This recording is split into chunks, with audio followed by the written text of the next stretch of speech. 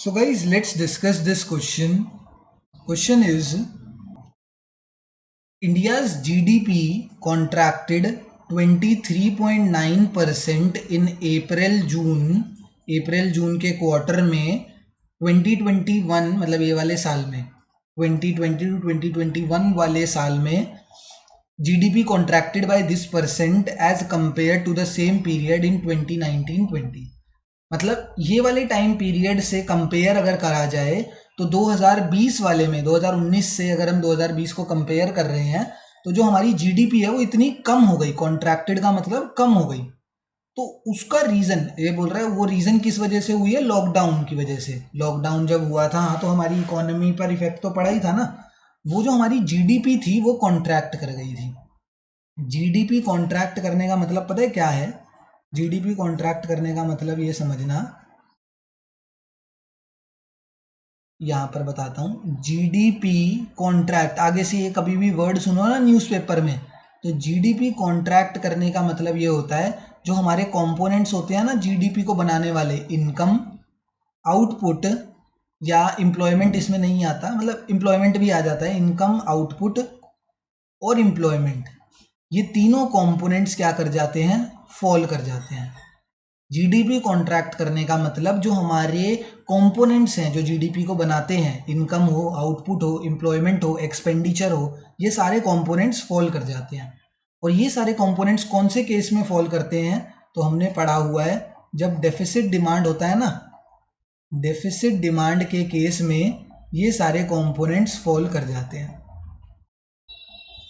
अगर तुम्हें याद हो तो कोरोना के टाइम पर भी तो यही हुआ था। जब लॉकडाउन हमारा लगा था तो हम डिमांड ही नहीं कर पा रहे थे। अगर मार्केट ही बंद हो जाएगी, मार्केट ही अगर बंद हो जाएगी तो हम एग्रीगेट डिमांड को कैसे इंक्रीज करेंगे? हमारा एग्रीगेट डिमांड कम होना लाजमी था। एग्रीगेट डिमांड को कम होना ही होना था अगर मार्केट्स बंद हो जाएंगी तो ये था फुल एम्प्लॉयमेंट लेवल। हम इससे कौन सी सिचुएशन पर आ गए थे? हम आ गए थे अंडर एम्प्लॉयमेंट लेवल पर। अंडर एम्प्लॉयमेंट लेवल पर आ गए थे, तभी तो ये सारे जो कंपोनेंट्स हैं, अंडर एम्प्लॉयमेंट लेवल का मतलब ही यही होता है। जीडीपी कॉन्ट्रैक्ट को हम क्या बोल सकते हैं? मतलब हम अंडर एम्प्लॉयमेंट लेवल पर पहुंच गए थे। एंड अंडर एम्प्लॉयमेंट लेवल कब अचीव होता है? वो होता है डेफिसिट डिमांड के टाइम पर। ठीक है, इतनी बात समझ आ गई। State and discuss any two fiscal measures that may be taken by the government to correct the situation indicated in the above news report। पहली बात, the situation discussed in the news report, the situation discussed in the news report is of deficient demand।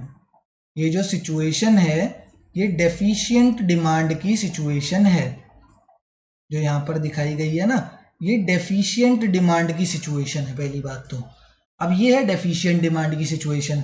इस deficient demand की situation को correct करने के लिए दो fiscal measures पूछे गए हैं।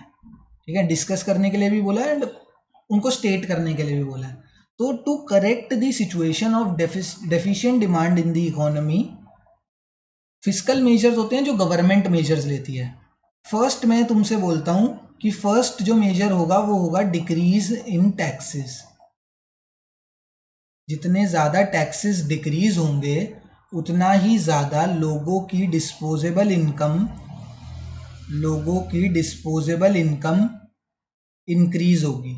एंड एक चीज़ ध्यान रखना, जितनी लोगों की डिस्पोजेबल इनकम का मतलब जो पैसे वो खर्च कर सकते हैं। एक तो इनकम वो सेव कर देते हैं, डिस्पोजेबल इनकम जिसको वो खर्च करते हैं। तो अगर टैक्सेस डिक्रीज होंगे तो लोगों को सरकार को कम पैसा देना पड़ेगा, एंड सरकार को कम पैसा देंगी तो ऑटोमेटिकली उनकी डिस्पोजेबल इनकम इंक्रीज हो जाएगी। एंड जब मेरी डिस्पोजेबल इनकम इंक्रीज होती है तो मैं क्या करता हूँ? मैं अपनी एग्रीगेट डिमांड, या मैं अगर इकोनॉमी की बात करें, डिस्पोजेबल इनकम इंक्रीज होने पर इकोनॉमी अपनी एग्रीगेट डिमांड को इंक्रीज कर देगी। तो हमें वही तो कराना है, एग्रीगेट डिमांड को ही तो इंक्रीज कराना है, सो दैट वो दोबारा से इक्विलिब्रियम लेवल पर पहुंच पाए। जो ये इकोनॉमी कॉन्ट्रैक्ट हो गई है वो दोबारा से अपनी सही पोजीशन पर पहुंच पाए। तो वो कैसे होगा? फर्स्ट स्टेप है, फर्स्ट फिस्कल मेजर है डिक्रीज इन टैक्सेस। टैक्सेस को डिक्रीज करना, जिससे डिस्पोजेबल इनकम इंक्रीज होगी एंड डिस्पोजेबल इनकम इंक्रीज होने की वजह से लोगों की एग्रीगेट डिमांड भी बढ़ जाएगी एंड हम दोबारा से फुल एम्प्लॉयमेंट लेवल की तरफ पहुंच पाएंगे। Second is increase in government expenditure. Increase in government expenditure. Government expenditure बहुत तरीके के होते हैं, तुम एक अपने दिमाग में रखो जिससे तुम्हें कंफ्यूजन नहीं रहेगी ये कंसेप्ट समझने में। जैसे गवर्नमेंट एक्सपेंडिचर एक होता है सब्सिडी। अगर हमारी सब्सिडी, हमारे को गवर्नमेंट सब्सिडीज ज़्यादा देगी तो ऑटोमेटिकली मेरी डिस्पोजेबल इनकम इंक्रीज हो जाएगी। ये कैसे होगा सर? मैं रहता हूँ दिल्ली में, हमें मिलती है बिजली पे सब्सिडी, तो अब अगर जो मेरा बिजली का बिल गर्मियों में 5-6 हज़ार या 7 हज़ार का आना था, वो मेरा बिजली का बिल आ जाता है 3,000 रुपये का या 2,000 रुपये का, तो मेरे 5,000 रुपये बच गए। तो वो जो 5,000 रुपये बच गए वो मेरे कहाँ ऐड हो जाएंगे? मेरी डिस्पोजेबल इनकम में, मतलब जिस इनकम को मैं खर्च कर पाऊंगा that is my disposable income, उसमें ऐड हो जाएंगे। इस वजह से मेरी डिस्पोजेबल इनकम हो जाएगी इंक्रीज, एंड वो अगर इंक्रीज होगी तो मैं अपने एग्रीगेट डिमांड को भी इंक्रीज कर दूंगा, एंड एग्रीगेट डिमांड इंक्रीज हो जाएगा, then we will move back towards the full employment level. तो क्वेश्चन बिल्कुल क्रिस्टल क्लियर है कि जीडीपी कॉन्ट्रैक्ट होने का मतलब we are moving towards under employment equilibrium और अंडर एम्प्लॉयमेंट लेवल। ये तीनों कंपोनेंट्स फॉल करते हैं। तो अंडर एम्प्लॉयमेंट सुनते ही मेरे दिमाग में क्लिक कर गई बात कि ये कौन सी सिचुएशन की बात कर रहा है? डेफिसिट डिमांड की बात कर रहा है।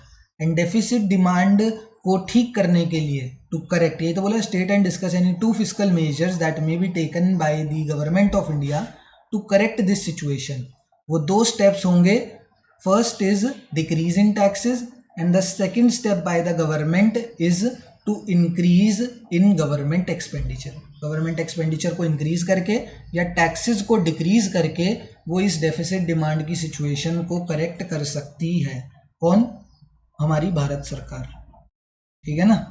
और मैं करा भी है, शायद बहुत हद तक करा भी है, क्योंकि ये 2022 की ही रिपोर्ट है जो यहाँ पर दी गई है, ठीक है।